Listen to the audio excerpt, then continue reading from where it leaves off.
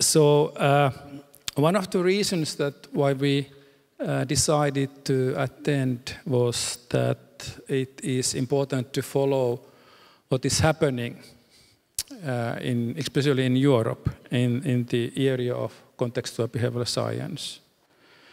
And this is the one way to see what people are doing.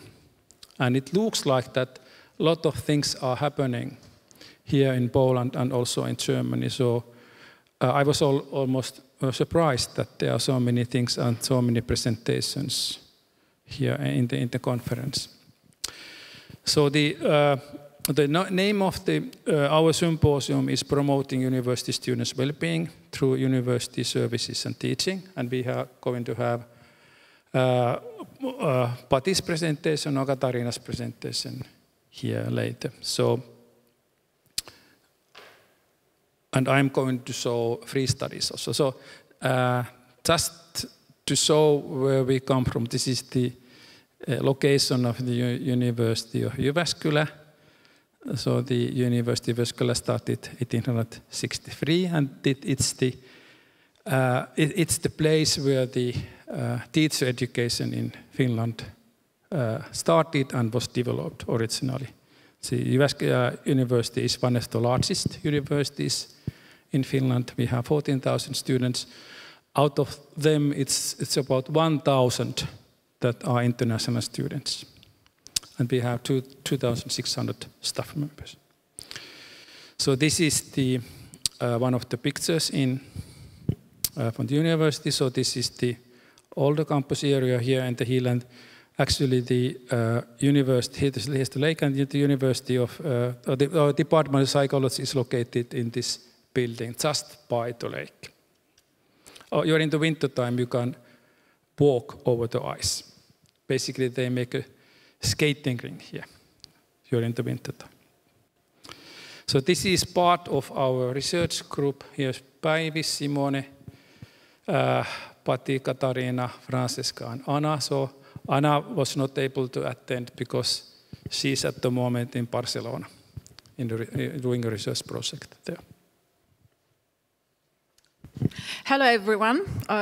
We weren't expecting to have any people over for our symposium because it's very specific. But I will start by just saying who am I. So I'm Panagiotta Räsänen, and part of what I'm going to be presenting today is part of my PhD, but I'm doing a lot more things at the university, like teaching and counseling students and supervising psychology students and so on and so forth. Let me open my presentation. Yeah, so today I'm gonna talk about one of the research projects that we've been having in our program. The idea is to kind of give you an overview as to, this is not just a study that we did, this is kind of a service we've been offering to students over the last 10 years. So I'm going to present you a little bit what is the model of well-being services we have in Finland and how we have integrated the ACT model, not only as part of counseling, but also as part of teaching. And then I'm going to show you the actual study and the results we got. But when we talk about students' mental health, there is an estimate that over half of the populations of students experience some form of distress, either experiencing depression or anxiety. And during Corona, unfortunately, the numbers have been going a lot higher. We had actually a study throughout the first year of coronavirus outbreak, and then we continued next year, and also we took some data this year. We had around 1,000 students participating. And the results were, on the first year of the outbreak, around 40% of students reported that they were feeling that they were having signs of exhaustion and depression, and also experiencing loneliness. And last year, the percentage was 70%. 70% of the population was experiencing depression and signs of burnout. So the numbers are quite alarming, and it's even more alarming when the budgets of the universities, when it comes to students' mental health and well-being, has been plummeting sometimes. So that means that we need to find alternative ways to the counseling that is offered. And like Maria said in her keynote speech, we cannot rely so much on face-to-face interventions and one-to-one interventions. We have to figure out how we can integrate technology in order to be able to reach larger groups of students. And not only when they're burning out, but also as a preventative way. When it comes to web interventions, there has been like a high rise of studies, like the numbers have been getting, I barely have time to actually see the numbers that are being published every day.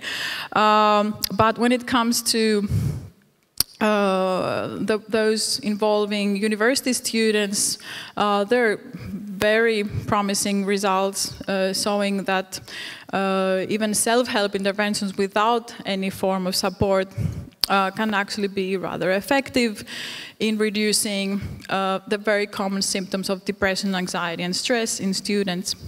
And when it comes to the ACT model, there have been also some internet interventions with very similar results. So the aim of our study is that even though we know that online interventions work, we don't know which components are the ones who are critical, and we don't know also how much support is enough. We also know that we cannot rely only on professionals offering support. We need to figure out other ways to train maybe inexperienced coaches or other people at the university so they can reach students kind of in a low threshold of support. So what we did in this study, we already knew about our program, which I'm going to introduce you right after, that it works, but we wanted to figure out how it works. So what we did, we went on and compared two active groups, where the only difference that they had between them was the kind of feedback that was provided to them online. But I'm going to tell you a little bit more about this later. We also examined how these two different ways of providing support can have an effect in students' well-being, reduction of stress and depression, as well as, like Maria said, there is a high, there is very low adherence when it comes to online interventions, so it's a very problematic thing. The dropout rate is pretty high, so we wanted to examine that as well, and we wanted to see how satisfied are students in this kind of support. So just to give you a brief overview, I'm going to tell you about what is this student compass, but just before I go and tell you about the student compass, the student compass is part of a bigger cluster of services that we offer at the University of Jyväskylä, which has it's a stepped care support, so we offer basic support, which involves courses and activities. Then we have a kind of supplementary support that involves kind of middle level of counseling, as well as workshops and other activities. And when we see that the student actually needs more enhanced care, then our multidisciplinary team comes in, and then they have access to them, to us. So that means less queues for us and better access for students. So as part of that, today I'm going to tell you about our Student Compass program. Raimo is going to tell you about a cooperation we had with the language department. And Katarina is going to tell you about the wellbeing course that we offer to all first-year students. That also includes an ACT lecture. But then there are other kinds of support. We have even care and reading dogs on campus to alleviate kind of anxiety. You can go and study there, and they're also part of courses and so on and so forth. But I don't have that much time to tell you about all of our well-being services. I'm going to focus a little bit more on this Student Compass. So what is the Student Compass? It's a web-based program that focuses on developing students' mental health skills. We talk about skills, we talk about the possibility of change, not as something where you receive a diagnosis and then you don't have any chances of making any difference. It is freely accessible to all of our students, and when we talk about skills, we talk about it's pretty much the ACT model applied in a way where the student can practice identifying personal values and setting goals, can practice skills on how to process thoughts and emotions, skills related to self-awareness and self-development, as well as skills we saw on counseling that are very important, like academic skills. They're integrated, as well as recovery and relaxations, which are not part of the main model of ACT, but they are very much complementary. I'm not going to go through acceptance and commitment therapy and what it is, but it is clearly based on acceptance and commitment therapy. The uses of it is that the student can use it anywhere, anytime, and they can also log in anonymously. But then it's available with different forms of support. Like I mentioned earlier, we have like a stepped care model. So part of the basic support we offer to students is that the student can use the program as self-help, which means they can just log in and they can follow our structured programs. We have programs that they focus on stress, but actually when they start doing it, it's the ACT model. So even though it's problem-focused, then it actually shifts into more focusing on skills. In addition to that, we also have 120 functional reflective exercises, which the student can do independently. And because we talk about students, the longest exercise we have lasts for 20 minutes, because the attention span of students is really like low. So when we talk about integrating exercise, they need to be short, precise, and also very clearly structured. In addition to that, we have been offering one-to-one coach support, which kind of means we offer the program, which lasts for 8 weeks, and the students can meet their coach. Their coach is a psychology master's degree student, which we train. We have this blended approach.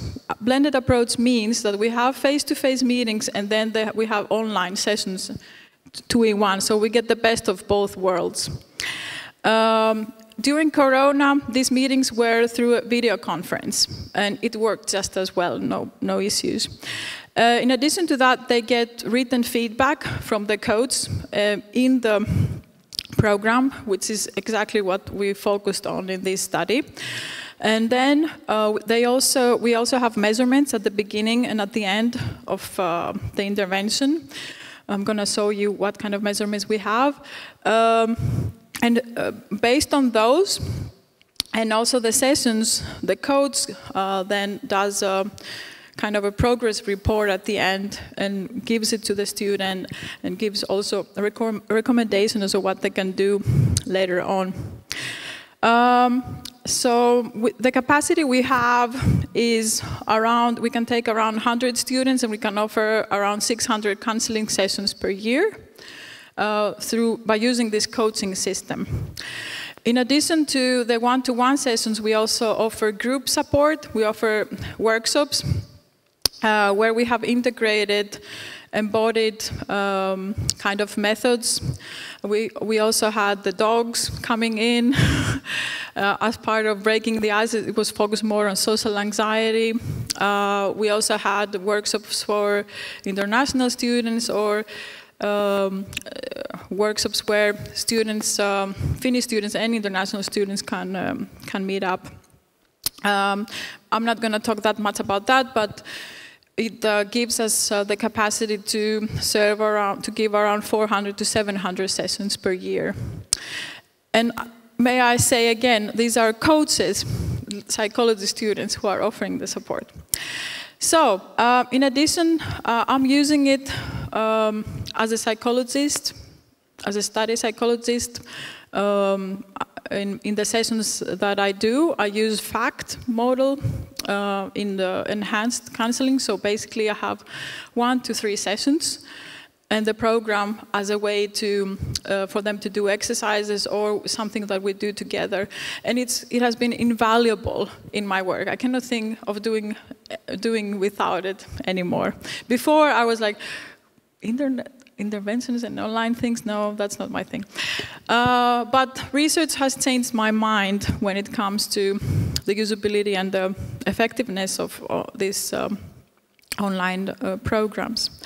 So it is not just an online program. We have developed over the 10 past years an operational model, which means that we offer the program, we do continuous research on the program.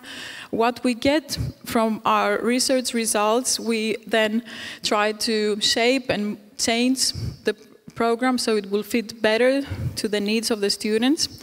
We also use this to inform our teaching. So when we train our psychology students, the results we've been getting from research has had a huge impact on the way we are teaching them and supervising them. It's also integrated in the some basic courses on well-being as well. And it's also a place where it provides a safe environment for psychology students to train, which is rather rare in many psychology programs. And of course, it means we need to cooperate, not only with other well-being partners, but also with the digital services. It also means that there is a huge team behind it in this whole operation. And it provides basically a unique service to our students, which we hope we can also bring to other universities as well. We have actually done it so far, but we hope that we'll get more. So this is the research that has been done so far on the program.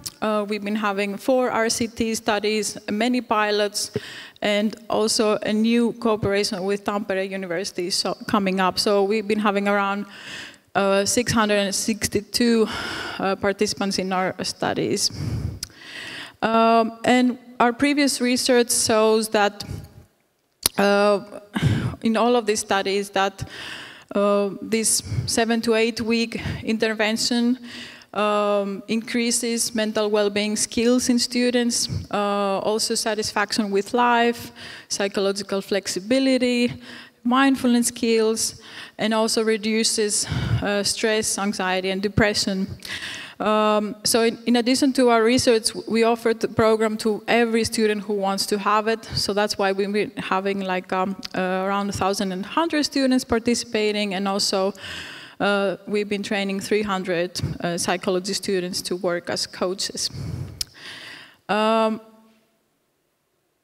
I can very briefly show you the program. Okay, so this is the main page of the program where we just tell what we are offering, and then as you log in to the program. I'm showing you the English version, which is much shorter than the Finnish versions. The student can follow the well-being path.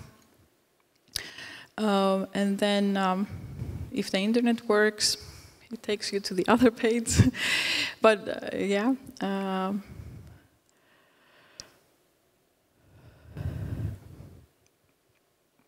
And then it has like the very typical things, talking about values and taking action. And then these are divided into other categories. And then in addition to that, there are also different kinds of exercises that the student can do independently or with a coach or with anyone else. And the exercises are kind of divided using hashtags, depending on what is their function or purpose. And they're done in such a way where we clearly state what is the aim, an overview of what it is, and what to watch for when you do this exercise, and then reflection questions at the end. And when the students participate in our coached programs, then they get their own personal folder where they can go and write their reflections. And when they write their reflections, this is where they receive feedback from their coach. So this is just one example of how it looks like some student has been thinking about their values here. And then they receive written feedback from their coach. So I'm going back to my presentation. So the program, of course, has mostly text. Well, we've been trying to not to use that much of text. Students don't like it that much, that there's too much text. So we've been trying to find ways to hide the text and open it when it's needed, and so on and so forth. And then it has videos where we explain what are values and what do they mean. And then there's also example characters that go through the program.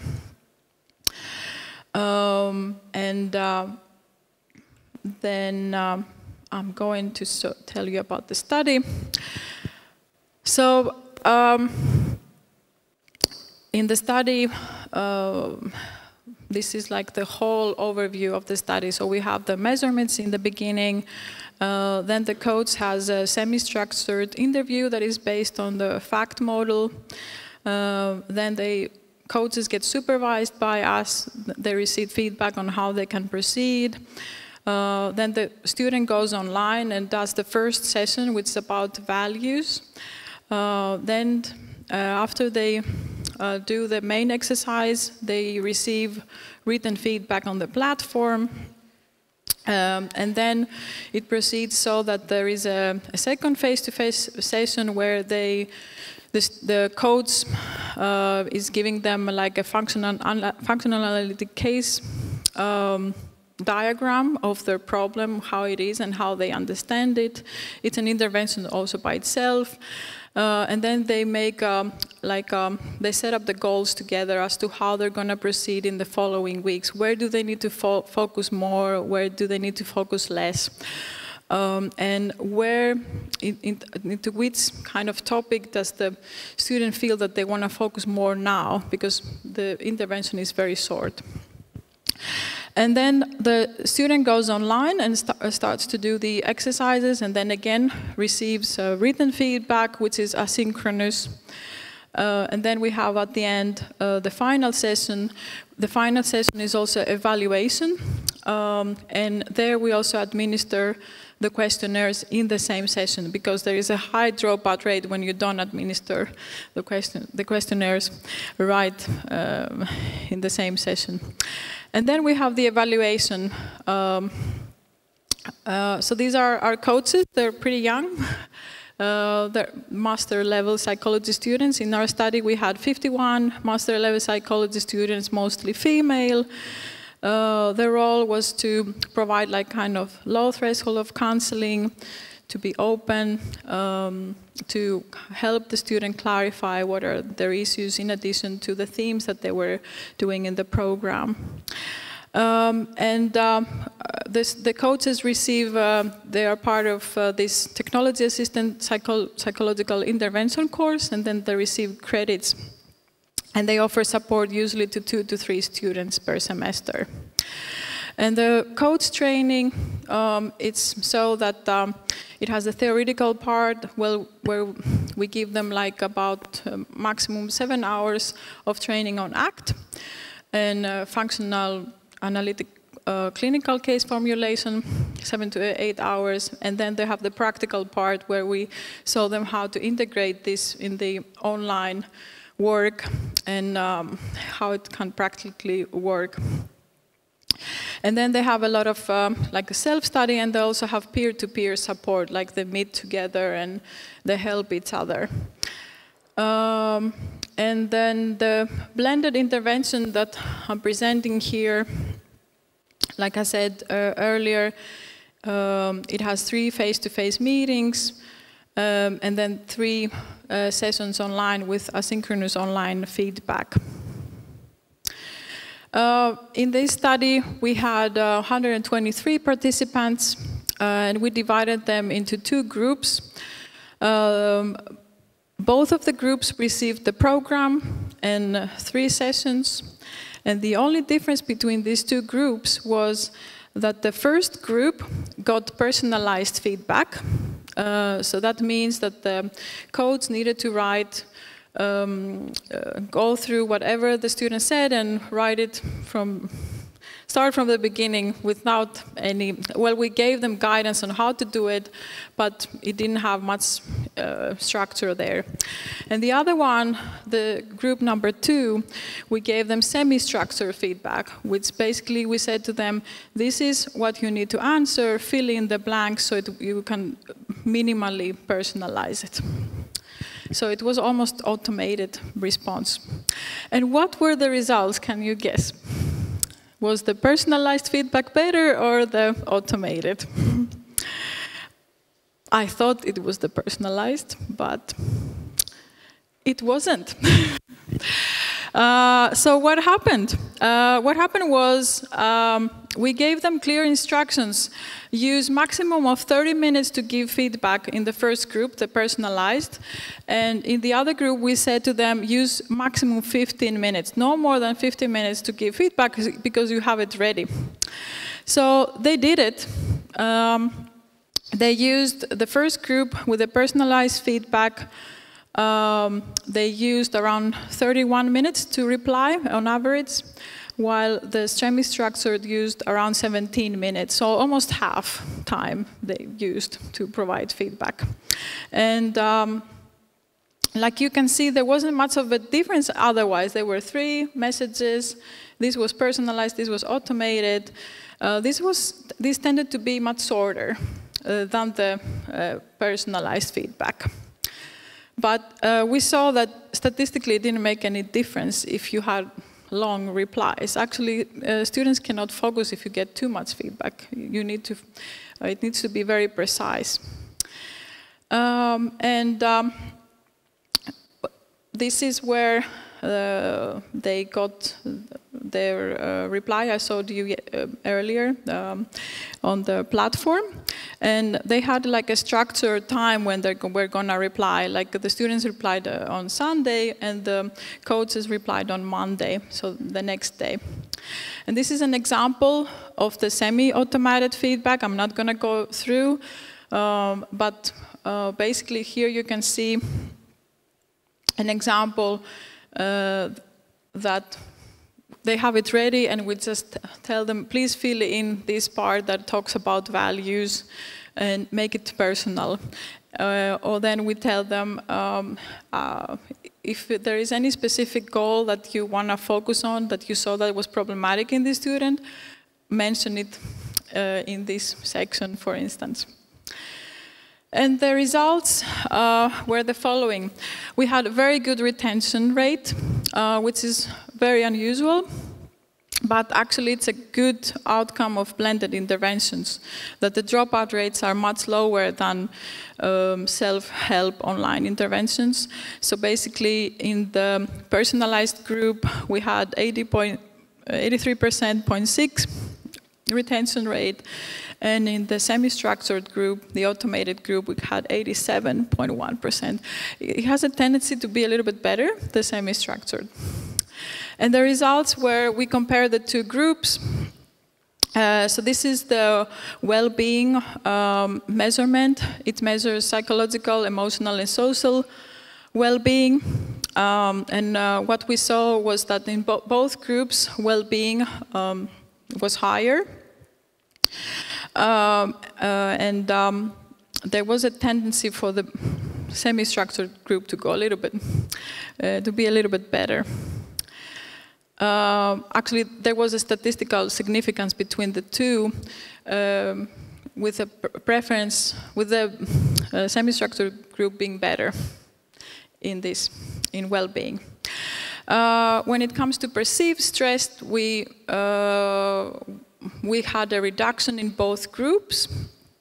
And as you can see, the norms for this group, which is 14.2, so it went basically down to normal stress, because we cannot say that we don't have stress at all. And perceived stress, this is how they usually measure it. So depression symptoms, as you can see, the pre-measurement, this is a group that doesn't have really high depression. If we take the average, of course, if we take it out separately, we see that we have mild depression, and then after a post-intervention, especially in the semi-structured group, we have no depression symptoms. Psychological flexibility, so higher scores mean higher psychological inflexibility. We have also a reduction in that as well. Mindfulness skills, we have a significant increase in both groups, and they take both the same direction. When we check the effect sizes, we had small to medium effect sizes if we check the within group, but when we compared the two groups, we didn't find any difference, because both of them are active groups. No difference between the two groups.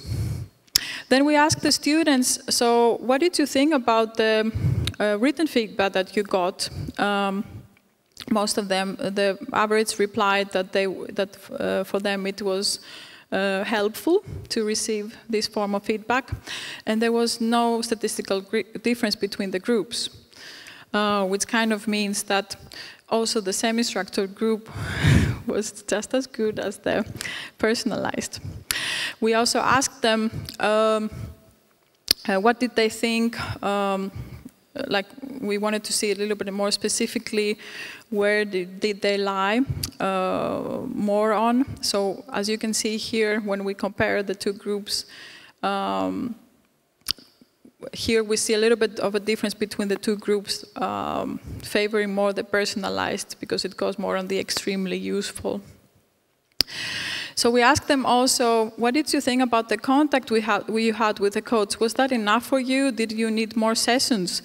And the majority, around almost 85 and 80% said it was suitable for me to just have 3 sessions with a coach. The participants said that they were extremely satisfied with the program, participating in the program, and the majority of that said that they would recommend this program to others. And some of examples of what they said, being able to talk to a well-being coach and get personal feedback was a really big thing for me. I felt that I was heard, seen, and encouraged at the same time. The support of the well-being coach was absolutely essential to get through the program. I got concrete examples and exercises, a clear structure. Especially the texts I read were very relevant and made me feel that I was not alone with my thoughts. In addition, the exercises were varied and of high quality. It's great that something like this is made for students. A website like this should be open to everyone, regardless of city, place of study, or job and age. And we also asked from the coaches, what did they think as their first experience to offer basically client support to others. It was a great experience, sometimes hard and tiring along other studies, but invaluable experience in working with clients. I feel much more prepared transitioning to work life after this course. So our discussion here is it's worth doing research because some of the prejudice that we might have as counselors might get cleared out through research. Before I did this research, I thought that personalized support obviously must be much better, and the results showed me otherwise. It showed me that we can actually cut in half the time we use and have just as good results. It showed me also that the way we train future psychology students can be radically different to what we have learned. And also, the results I got from this study, I implemented them right away in the following studies. So the following study after this one, we stopped using personalized feedback. We use only semi-structured feedback. And we get continuously very good results. Plus, it has made the supervision of psychology students much better because now we can focus a little bit more on the face-to-face sessions, and we can focus on the things that are actually critical in getting good results and being helpful to the students. Overall, what we see here, this has also implications for teaching. It kind of says that feedback is important. And if we can also implement this kind of ways of providing feedback, it doesn't necessarily mean that, that we can figure out ways where we can automate some parts, so then we can reach a larger group of students and still have pretty good effects in the outcomes we wish to have. Like Maria said in her keynote speech, to alleviate suffering and pain. So this is one alternative we can do that. So what else? So basically, a blended intervention with this kind of way of support shows us that the future research should focus a little bit more on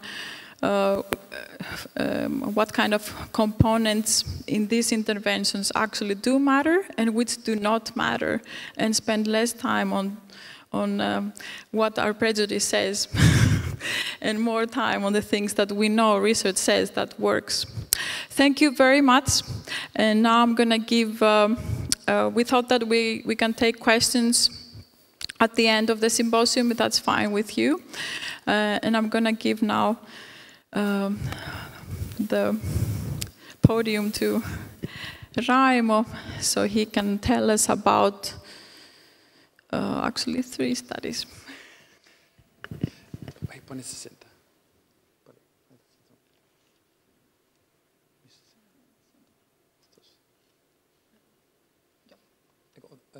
Mikä se on tästä?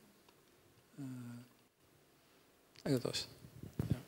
Ei, kun tää ei ole se sama. Eikö tää on...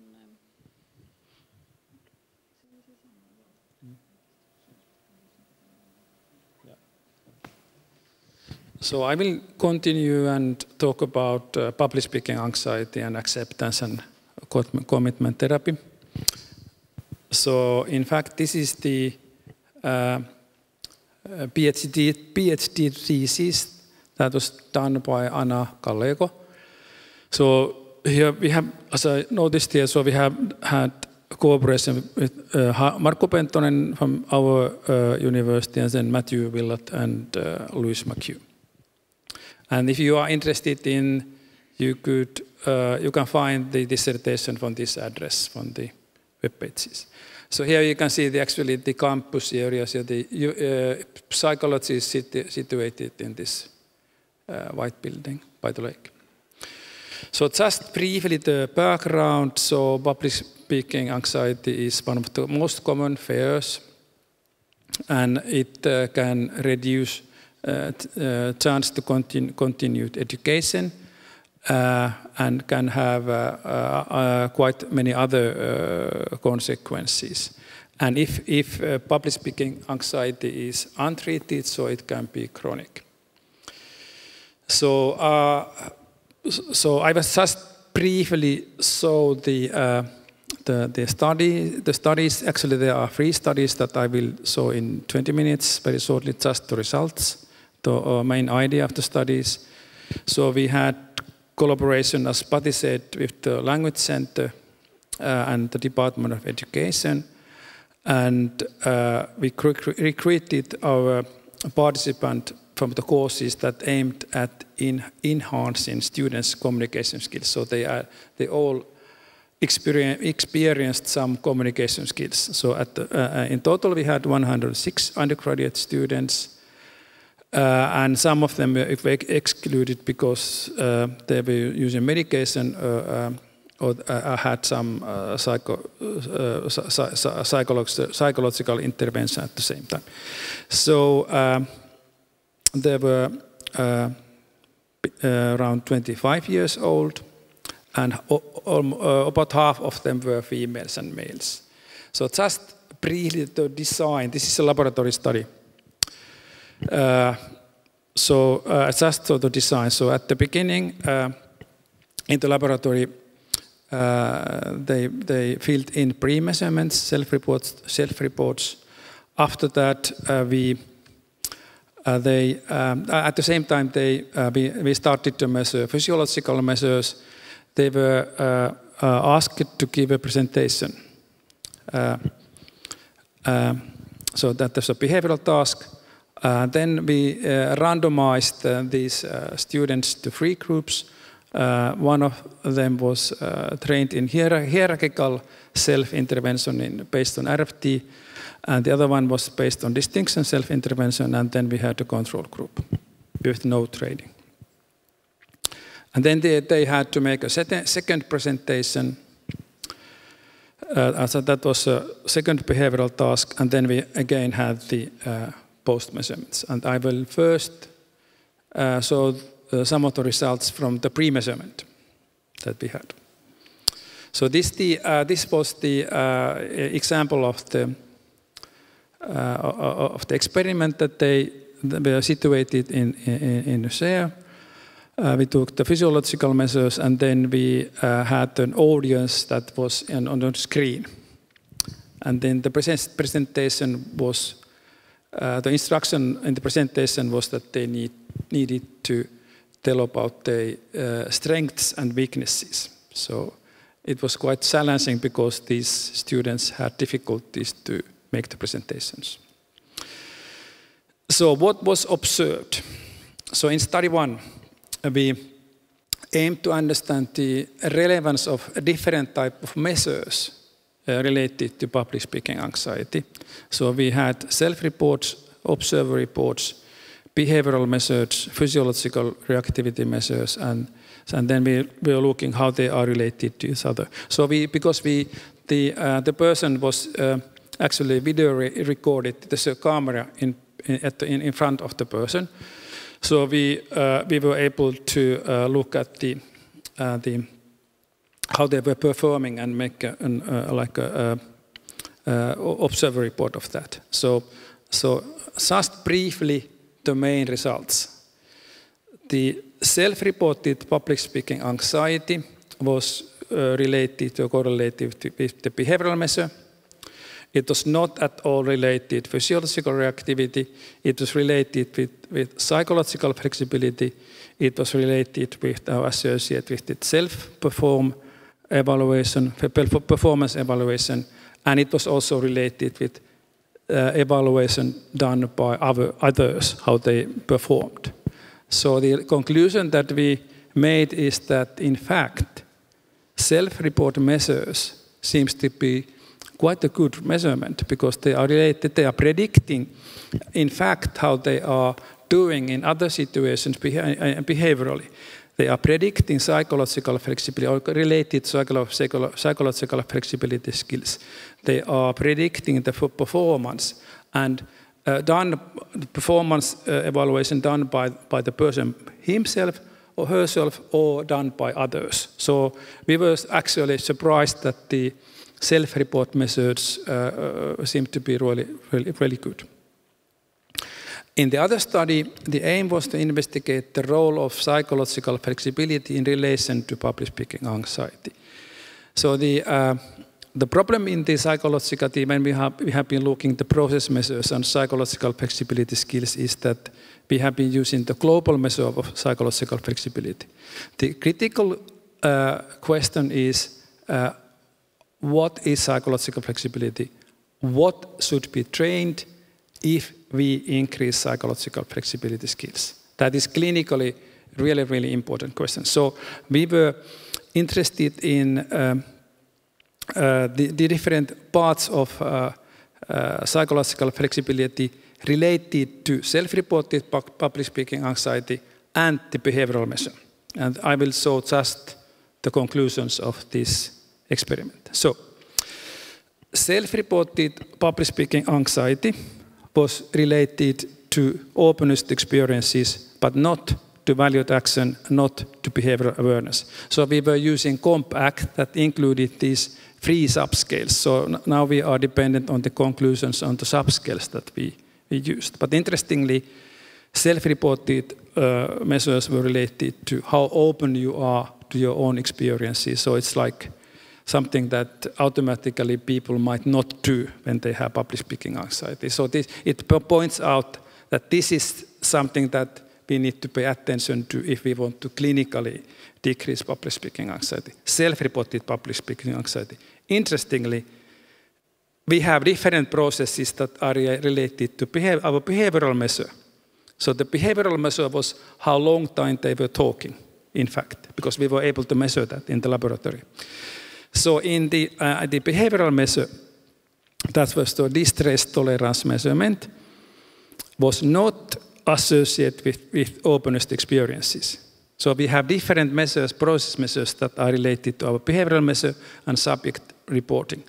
It was related to valued action and behavioral awareness. When we did further analysis, the most important process was the behavioral awareness. That was related to our behavioral measure. So it looks like that if we want to influence the self-reports, we might need to pay attention to certain psychological processes. If we want to pay attention to or influence the behavioral part of the behavior, it might be that we need to look at or train other psychological processes. Then the last study, we were investigate the differential effects of 2 brief self-context interventions, so hierarchical and distinction. So the main idea when we were planning this study that we wanted to study behavioral processes, specifically certain components of behavioral processes in laboratory conditions. That we could like experimentally investigate whether this specific exercise is effective or not. That is the main idea from the beginning. So these exercises were based on relational frame theory. So the distinction self-intervention is training that my thoughts and emotional reactions are different from me or than me, and hierarchical self-intervention is training that thoughts and emotions are part of me. Okay, just briefly the results. So as maybe you remember that this is a 1 session training. This is a 17-minute training, and it was done by listening and audio recording. So everybody get exactly the same instructions. Actually, Katarina was making the audio recording. So they get either hierarchical or distinction self-intervention. So we had small decreases. You can see the 15 effort sizes, significant decreases in all groups, also in the control group that didn't get this RFD-based training. Although the effect sizes, especially in the distinction self-intervention, was largely higher. We didn't get a significant interaction effect. I think that is partly of that we had too low number of subjects, but we were not able to have more. There was a group difference between the distinction and control group, where the between group effect size was small, 0.28, but and that I think that was significant, and there was also a small difference between the hierarchical self-intervention and the distinction self-intervention, 0.20. So, and if you look at the compact, we had small changes, quite small changes between pre and post. So you need to remember that this was done during one session. This is like one session training of psychological skills. So the result indicated that one single session training where participants have the chance to engage in 2 speech challenges, including basically exposure and RFD-based instructions, could be enough to reduce levels of self-reported public speaking anxiety. So it doesn't require so much more. You can repeat it several times if you want to. So both interventions resulted in similar outcomes in relation to decreasing the levels of public speaking anxiety. However, we observed that different processes seem to explain or predict the change in depending on whether it is developed using hierarchical or distinction self-interventions. So what we saw when we did some further analysis that diffusion skills were significant predictors when you were using distinction self-intervention. But when you were using hierarchical self-intervention, it was diffusion and acceptance skills. So this is like evidence that, as I understand, that there actually seems to be, if we use middle-level terms, there are differences in hierarchical and distinction self-interventions, what explains the impact of those interventions. So for me, this refers to that, it actually distinction self and hierarchical interventions are different regarding the processes. So what we saw that at the university teaching practices, it's worth to get this kind of experiences to the students. Just training briefly these presentations, and if it's possible, you could add this type of relational frame theory-based exercises to the interventions, and you could probably decrease public speaking anxiety.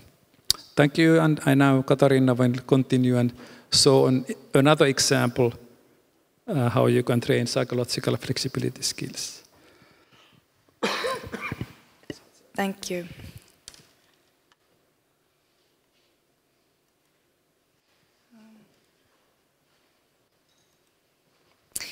Yeah, thank you. I will be presenting on behalf of Anna-Gallego, who couldn't be here today, and describe our work with Raimo and Anna on a lecture-based one-time intervention to increase well-being among university students.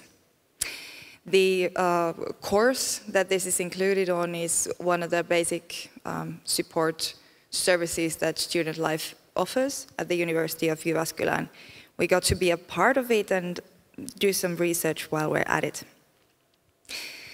Like we discussed in the morning, and like Patti mentioned in her speech, many university students experience psychological distress. University students seem to be at risk of developing different kinds of symptoms. However, a very high percentage of university students do not seek support or professional help. The research on why that is suggests that many students are afraid of being stigmatized for seeking help. Students might be nervous about sharing personal content with people they don't know or with someone strange to them. Students might not know of the services that are available or the options that they have. And what's perhaps the most striking or most sad reason is that many students feel that psychological support wouldn't be useful or they wouldn't be helped by psychological support. Students may think that it's not effective, treatment options are not effective.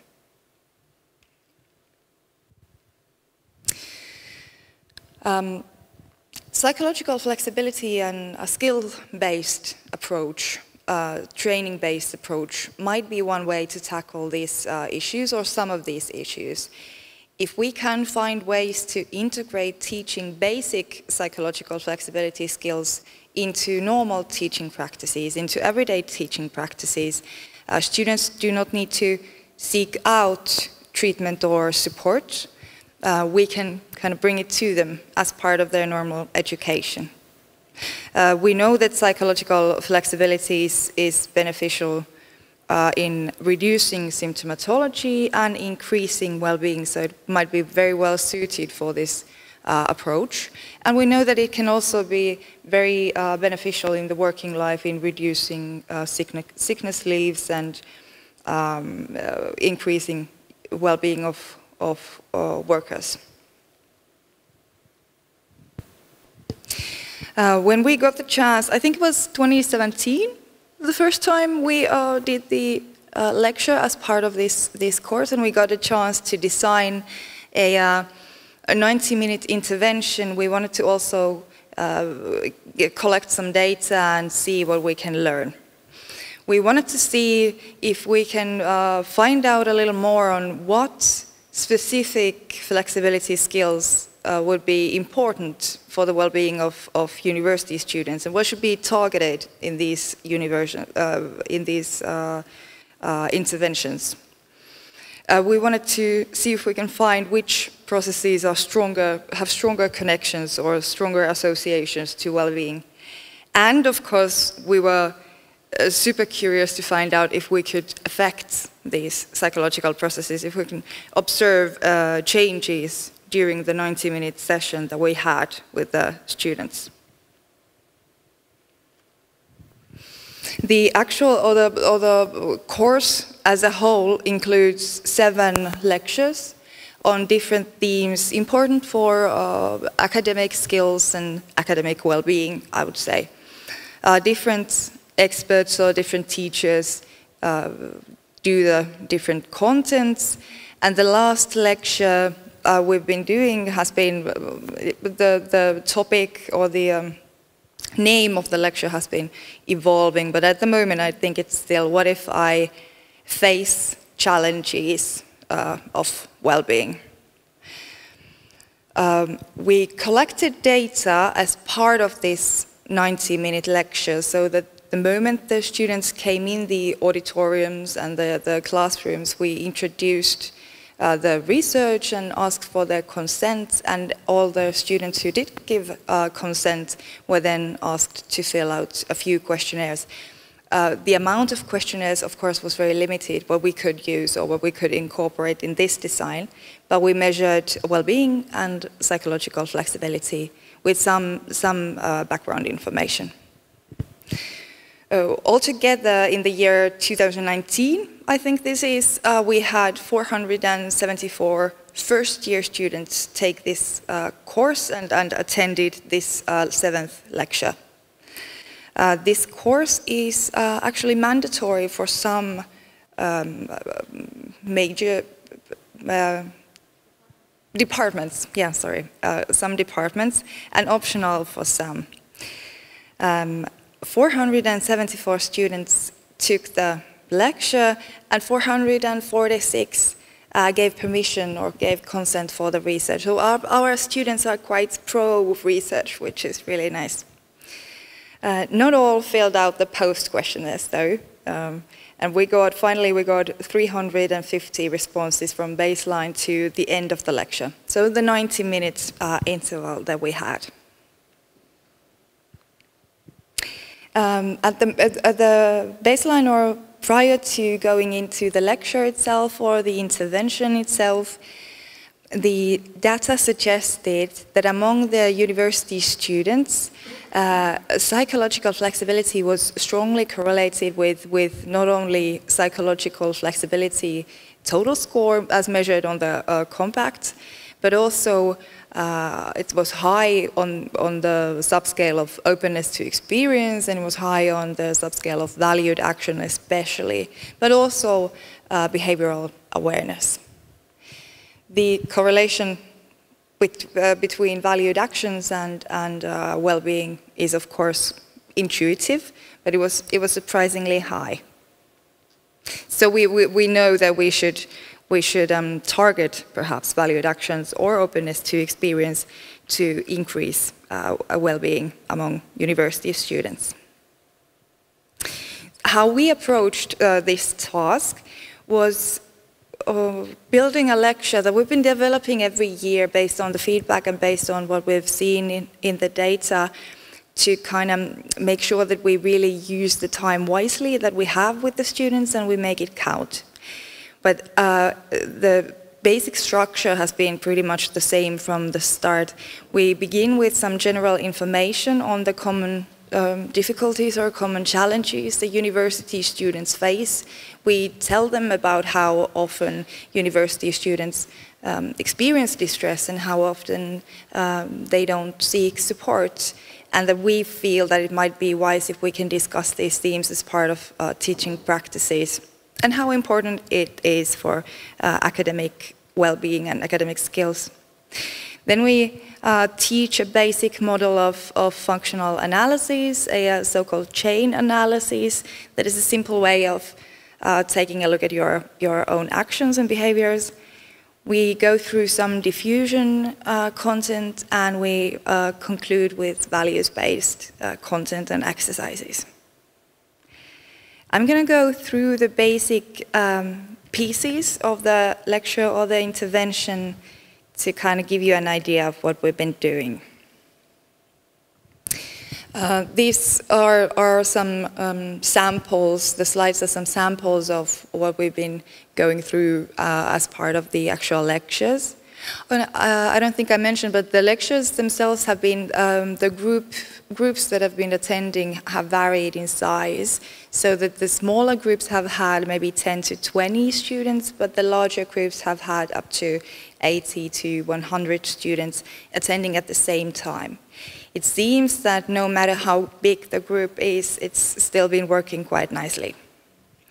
But we begin with kind of trying to, I think, normalize and build like a common experience around getting distressed in difficult life situations that beginning your university studies might be, or starting your university students might be.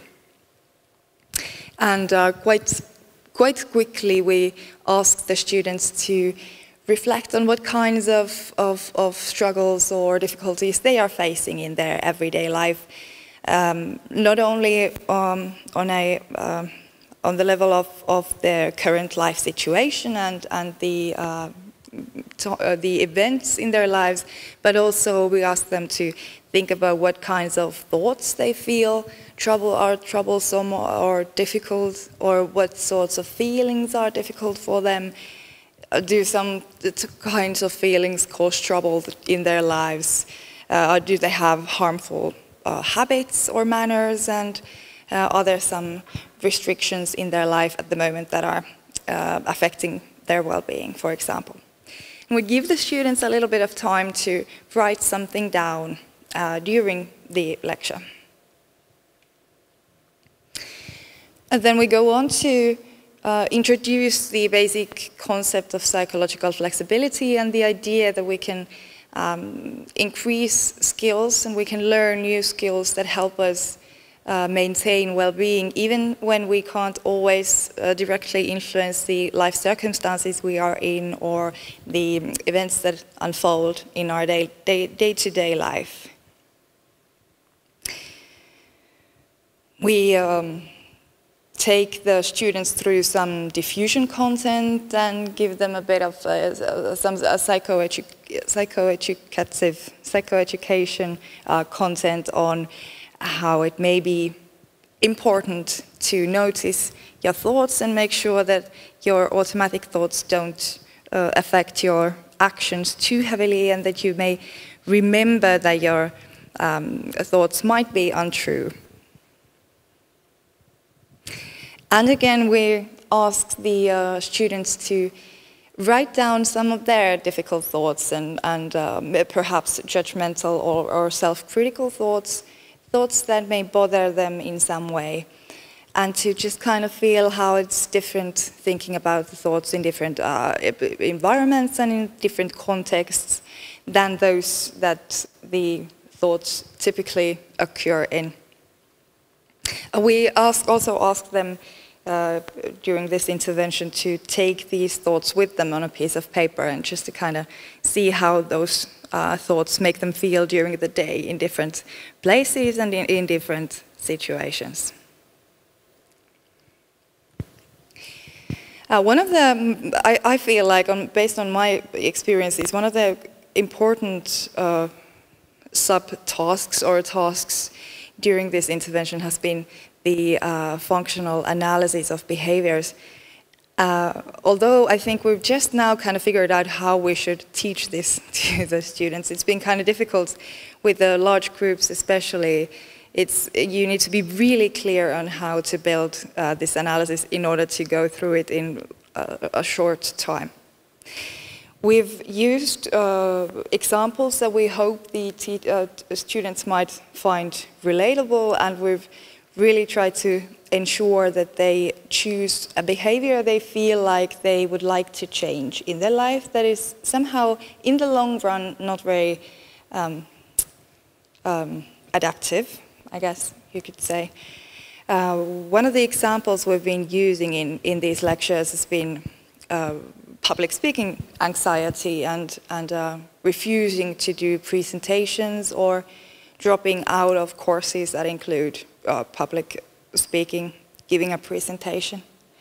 This has been very relatable based on my experiences, at least with the Finnish university students who often have some level of public speaking anxiety or public speaking fear. We've also used examples on putting off or not doing your writing assignments or delaying with your writing assignments, and that's also worked pretty well. But now that I've been going through the analysis the students have done themselves, they have really been able to use this model to analyze very different kinds of different looking behaviors, and it seems like it's a very useful tool. Once we've been looking at the analysis during the lecture, again, the students get some time to actually jot down the analysis for themselves. We go on to kind of thinking of how to make changes on how you choose your actions, and if we say that we might not rely so much on our thoughts, what we might rely on instead. And we then introduce the basic idea or basic concept of values and how clarifying your own values might be really important for your well-being. We try to include metaphors, and we try to include content that would be easy to remember also after the intervention, so that the students could kind of keep the process going if they find something interesting or useful. The third task of the lecture is to kind of think about your own values in the context of university studying or the context of their chosen career in the long run. What kinds of values are related to learning and being a student? What kind of goals are included in those values are, what kind of waypoints are on their paths, and what are the specific single actions that they might want to do or they could do, and what might be the next step that they wish to do or want to do.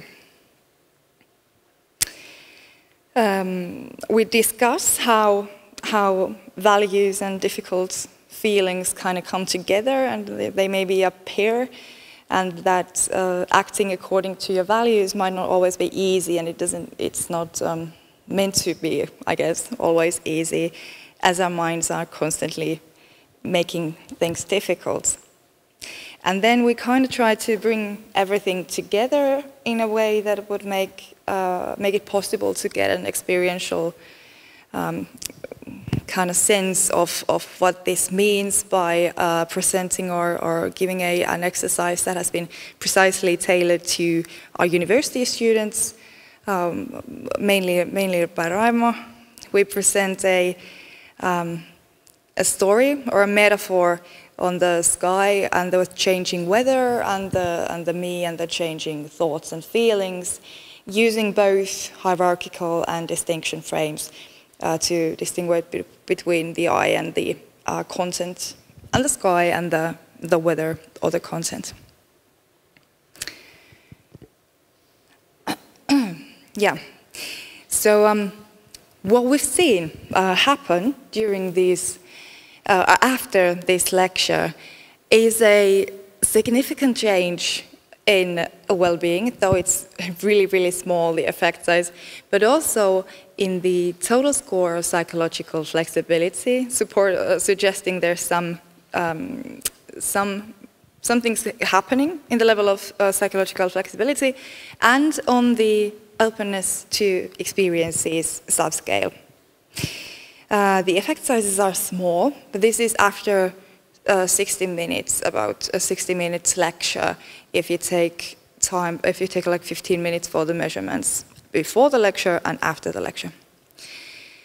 We find that this suggests that we might be able to, in a really brief time, teach some basic skills in a way that can be reflected on the subscales of compact.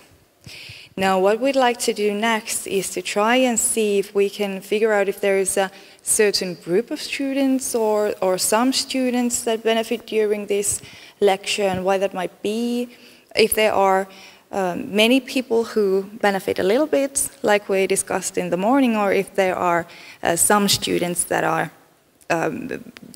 causing or are giving this increase in the mean values for the openness to experience and for the psychological flexibility as a whole.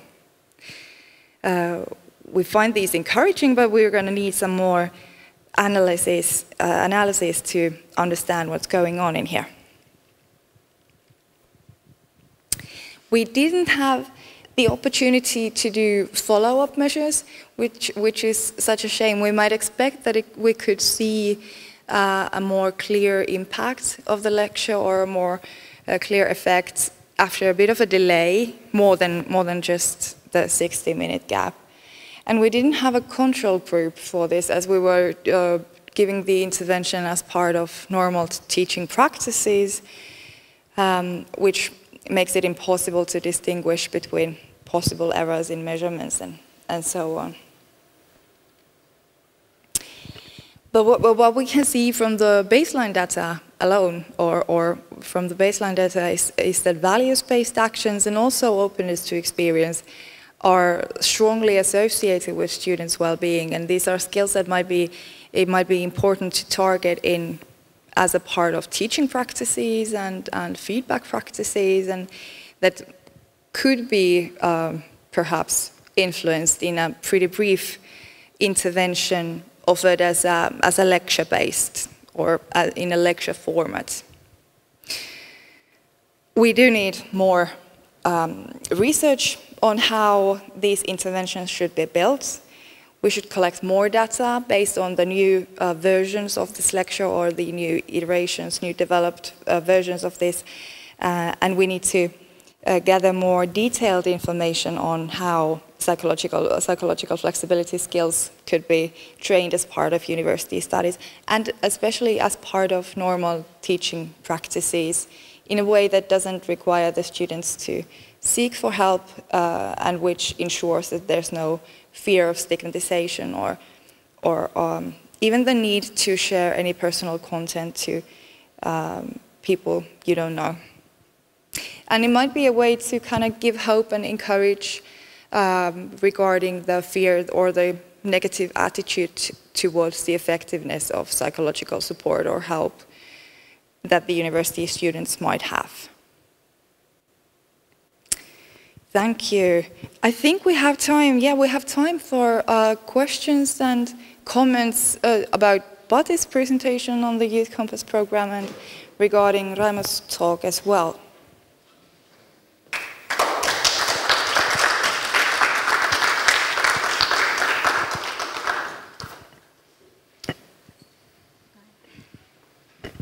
I have one short practical question. You show us very promising results of low-cost intervention, and I wondering how much answers you get from other universities to apply this model, to use this practically. How much answer do you have right now to use this, to use it? I'm not sure if I understood the question. Could you repeat it? Yeah, it's just how much university apply to you to get it, to apply it actually to the students from around the world. Is there any answer, or how? You mean interventions? These interventions that we offer to students? Yeah. Yeah. Okay. So, because we actually did these studies, let's start from our university.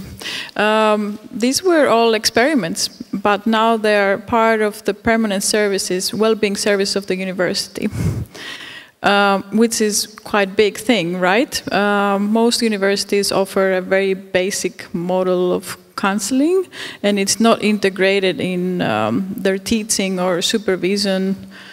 It's not part of the psychology department, it's just separate services, which we also have in Finland. But here what we see is that we can reach students with very low threshold, in a very low threshold, with different kinds of methods, like through teaching, like Katarina mentioned, through this online intervention, through coaching.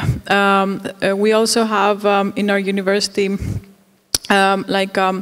counselors, which are trained from professionals on well-being, and they're in each department, so then they can help students on the problems they have in their own department much better, because they understand the context much better. So by providing all these forms of support, we can reach students with different kinds of problems. So because they're very students is a very heterogeneous group, so we cannot reach everyone, and we don't want to reach them when it's really difficult situation. We want to actually do it preventatively with different kinds of forms. So we hope that this way of supporting students that our university has could be expanded to other universities. Tampere University has been the first which has actually followed along. And during these last 2 years, they actually took, for instance, the student compass, and they created their own ways of offering support. And they've been getting very good results as well. So, I don't know, we came here as ambassadors of this kind of model. Whomever is interested, we can answer questions or more comments, yeah. Would you like to have the... You know, it is really fantastic job. I admired it a lot, but I want to share my thoughts that could be a little bit controversial also, because I am in the Council for Mental Health of Students at the University of Adam Mickiewicz, And we're doing, of course, great job. But what we are doing is giving students the lectures, the workshops, offering trainings for the staff, how to deal with mental problems of the students. Unfortunately, we are not assessing long-term effectiveness. So we only, give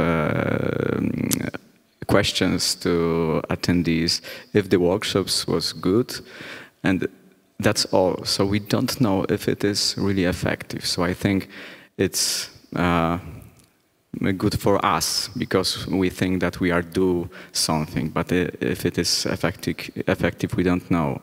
But the controversial thing is that sometimes I feel that we are living in very strange times, because I feel like we should take students by the hand and show them how adulthood looks like during studying courses.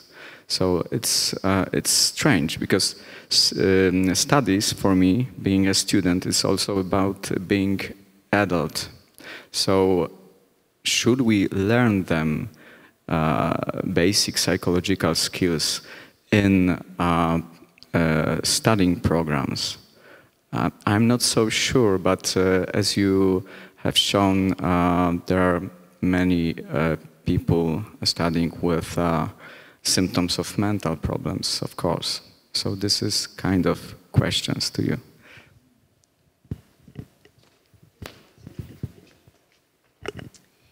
Yeah, you're absolutely right, but I'm wondering, I think Pati has some follow-up data as well. Would you like to comment on that? Well, when you think about psychological flexibility and how you can train the skills of psychological flexibility, it was a great example what you had at just 60 minutes. I think that we need to psychological flexibility. It's not only the way that ACT is promoting it. The way I see it is also that it improves performance. It makes study life much more meaningful for students. Whatever subject they take, regardless if it's psychology or biology or whatever, if it's not meaningful for them, we know it from our study in the student compass, they're gonna have many setbacks and obstacles, and there might be dropouts from the university. So if the university doesn't take care of the soft skills of students, which involve communication, social skills, how they process their own thoughts, how they relate to their own thoughts, how they relate to their own emotions, how their own behavior have an effect on their environment, how the context has an effect on them, and their social relationships, I think maybe we kind of are failing because we are not preparing people, humans, for the world that is out there. We're just preparing them to be specialists in very specific things, but not in surviving the obstacles that come along. So I think psychological flexibility skills are a very important set, not only for students, but for every human. And I think that it should be naturally and organically integrated. Päivi has also one very good example, because initially she is like a language teacher. She has been developing a course, for example. It's a language course, but she has been integrating ACT skills organically there without this making a big fuss about it. And students like it, right? And while they do that, they also learn German or Swedish or whatever it is. So I'm not saying, okay, go and become creative on that and start integrating psychological flexibility, but can we create an environment in the university that supports, that is the context where students can train these psychological flexibility skills. And can I go a little bit further? I think that much of the problems of the university are not the students. It's the personnel that needs a lot of support as well. We saw that this has had an effect also on teachers. Like them learning these skills has had an effect on how they are present as professionals in what they're doing and how they're doing it as well. Would you like to add? Yeah, no, this, I just want to comment on this, that we've actually been training teachers as well, and teachers of teachers at the University of Jyväskylä, so we've got that level also in the model, which is quite cool, and we've had some good feedback. But yeah, it's an interesting point of view, like how should we approach our roles, I guess, at the face of the suffering that is to come for the students and for us as adults, as you said. I think we had more comments, yeah. But thank you for the question. Yeah, just quickly, I think Thomas's point was it's an illustration of the strange times we live in, that kids aren't learning these things earlier in life. So that's one point. That wasn't my point, that's his point. But my point is, are you sure this, 2 points are related, are you sure this is actually reaching the people who need it? And secondly, related to that, does it not need to be tailored? So for instance, people with neurodevelopmental difficulties probably face different challenges in the transition to university than other children from working class. Well, I can only speak from a UK context, because you're probably a much more homogeneous culture than we are.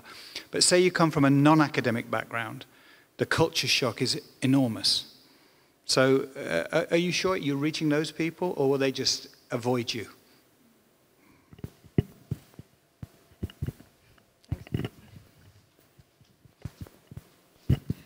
Was this the question about the student compass intervention or in general? Yeah.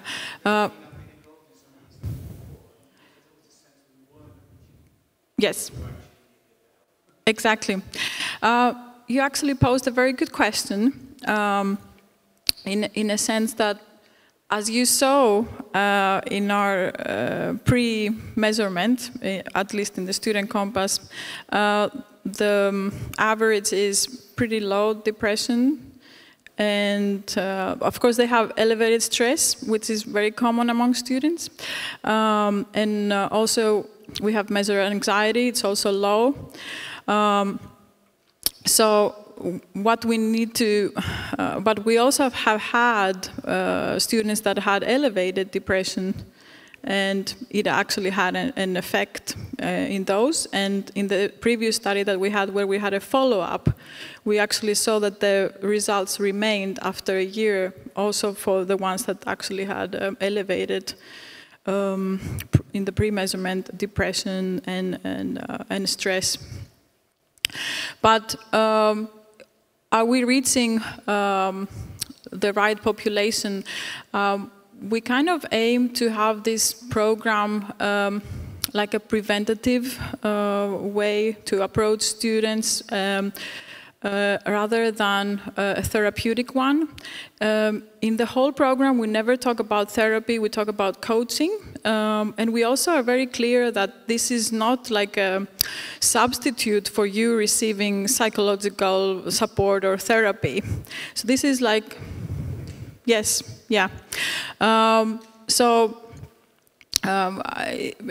It's not like we are actually aiming to reach to particular these students, but of course when we have the advertisements we're very clear and we say, are you experiencing depression, are you feeling sad often? So most of them are actually in the beginning reporting that they're feeling very stressed or burned out or all of these problems. So I think we are reaching them, but in addition we are also reaching students that don't have any issues and they just want to practice their skills. And that's what we want to promote more in the university environment, that it's more about skills than it is about you have some diagnosis or you have some problem. Thank you.